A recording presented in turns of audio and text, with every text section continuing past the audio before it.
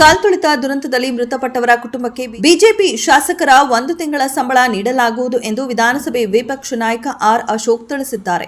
ಕಾಲ್ತುಳಿತದಲ್ಲಿ ಮೃತಪಟ್ಟ ಕಷ್ಟದಲ್ಲಿರುವ ಕುಟುಂಬಗಳಿಗೆ ತಿಂಗಳ ಸಂಬಳ ತಲುಪಿಸುತ್ತೇವೆ. ಮೃತರ ಕುಟುಂಬದವರ ಮನೆಗಳಿಗೆ ಭೇಟಿ ನೀಡುತ್ತೇವೆ. ನಮ್ಮ ಶಾಸಕರು ವಿಧಾನ ಪರಿಷತ್ ಸದಸ್ಯರು ಮೃತರ ಮನೆಗಳಿಗೆ ಭೇಟಿ ನೀಡಿ ಕುಟುಂಬದವರಿಗೆ ಸಾಂತ್ವನ ಹೇಳಲಿದ್ದಾರೆ.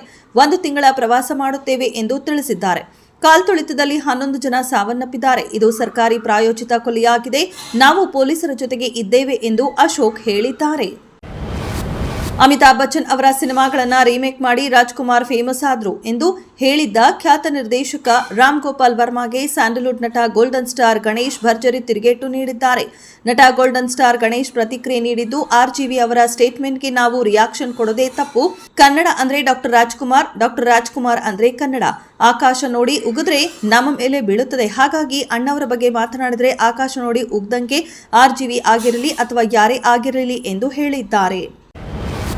ಕರ್ನಾಟಕ ರಾಜ್ಯ ಸರ್ಕಾರದ ಸಚಿವ ಸತೀಶ್ ಜಾರಕಿಹೊಳಿ ಕೊನೆಗೂ ಬೆಂಗಳೂರು ಕಾಲ್ತುಳಿತ ಪ್ರಕರಣಕ್ಕೆ ಸರ್ಕಾರದ ಭದ್ರತಾ ವೈಫಲ್ಯವೇ ಕಾರಣ ಎಂದು ಹೇಳಿದ್ದಾರೆ. ಒಂದು ವೇಳೆ ಸರ್ಕಾರ ಸೂಕ್ತ ಭದ್ರತಾ ಕ್ರಮಗಳನ್ನು ಕೈಗೊಂಡಿದ್ದರೆ 11 ಜನರ ಸಾವು ಸಂಭವಿಸುತ್ತಿರಲಿಲ್ಲ ಎಂದಿದ್ದಾರೆ. ಭದ್ರತೆಯಲ್ಲಿ ಕಾಂಗ್ರೆಸ್ ಆಡಳಿತದ ಸರ್ಕಾರ ಫೇಲ್ ಆಗಿರುವುದಂತೂ ನಿಜ. ಸರ್ಕಾರದ ವೈಫಲ್ಯದಿಂದಲೇ ದುರಂತ ಸಂಭವಿಸಿದೆ ಎಂದು ನುಡಿದ ಸತೀಶ್ ಜಾರಕಿಹೊಳಿ, ಹಾಗಂದ ಮಾತ್ರಕ್ಕೆ ಯಾರೂ ರಾಜೀನಾಮೆ ಕೊಡುವ ಅವಶ್ಯಕತೆ ಇಲ್ಲ ಎಂಬ ಅಭಿಪ್ರಾಯ ವ್ಯಕ್ತಪಡಿಸಿದರು.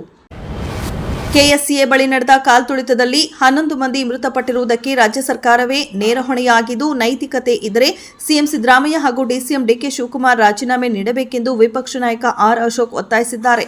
ಇದು ಸರ್ಕಾರಿ ಪ್ರಾಯೋಜಿತ ಕೊಲೆಯಾಗಿದ್ದು, ಸಿಎಂ ಡಿಸಿಎಂ ವಿರುದ್ಧವೇ ಪ್ರಕರಣ ದಾಖಲಿಸಬೇಕೆಂದು ಅವರು ಕಿಡಿಕಾರಿದ್ದಾರೆ. ಪೊಲೀಸ್ ಅಧಿಕಾರಿಯೊಬ್ಬರು ಪತ್ರ ಬರೆದು ವಿಧಾನಸೌಧದ ಮುಂದೆ ಕಾರ್ಯಕ್ರಮ ಬೇಡವೆಂದರೂ ಅದನ್ನು ಧಿಕ್ಕರಿಸಿ ಆಯೋಜನೆ ಮಾಡಿದ್ದು ಯಾಕೆ? ಕಾನೂನು ಎಲ್ಲರಿಗೂ ಒಂದೇ ಎಂದಾದರೆ ಸಿಎಂ ಸಿದ್ದರಾಮಯ್ಯ ನೈತಿಕ ಹೊಣೆ ಹೊರಬೇಕೆಂದು ಹೇಳಿದ್ದಾರೆ.